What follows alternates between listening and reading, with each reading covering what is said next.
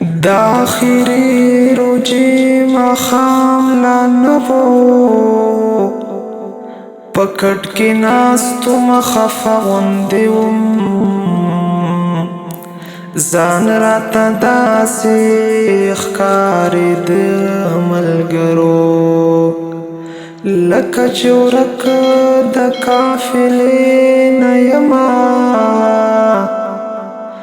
د خپل کور خلک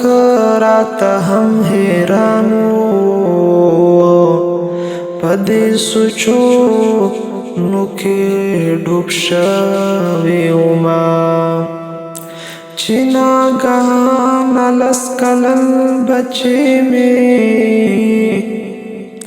په منډه منډه زما خواله راغی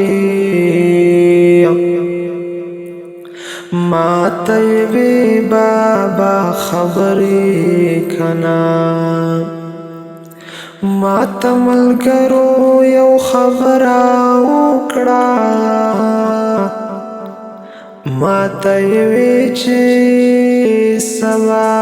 اختر دی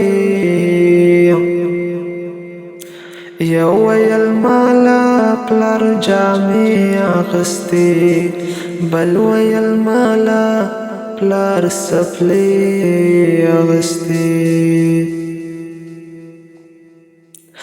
ما ته یې وی تاله یې څه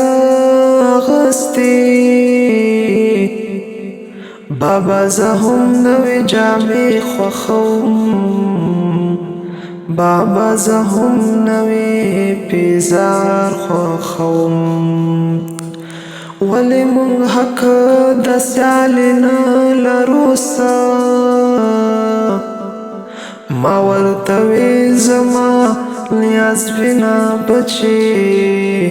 تاله به هم نوې جامې اخلمه تاله به هم نوې څپلې اخلمه چې زما خبره واورېدله زما د غېږې نه یې منډه کړله په منډه منډه د کوڅې طرف ته خپلو ملګرو ته یې چغې کړلې ماله به هم بابا جامې اخلي دی له کوڅې ته رسېدلې نه وو زمونږ د کلي په یو غټ جومات کې اعلان شروع شو چې سبا اختر دی د دې اعلان د ختمېدلو سره د هر طرف نه هوایي ډزې شوې د هغو ډزو سره سم ملګرو زما تر غوږو یو آواز راغی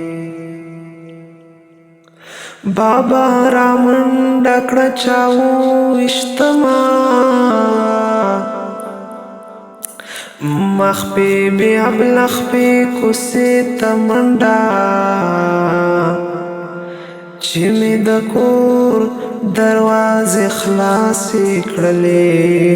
ما خپل بچی په وینو سور لیدو بلها عالم تر کوڅې راغلی د چا د لاسه چې په غم مخته وم هم هغه خلکو راته ډاډ راکوو ما خپل شهید بچی سینې ته جوخت کړو د ښکلي خلکو ته مې سوال وکړلو زما د کور ډیوه مو ووژله د بل چا کور کې تیار جوړل شي د بل چمن ګلونه مړاوي نشي د دې خبرې نه ګریز پکار دی له هوایي ډزو پرهیز پکار دی د دې خبرې نه ګریز پکار دی د هوایي ډزو پرهیز پکار دی هر لحظه می په غوغا تیره کړه د اختر شپه می په ژړا تیره کړه هر لحظه می په غوغا تیره کړه د اختر شپه می په ژړا تیره کړه د اختر شپه می په ژړا تیره کړه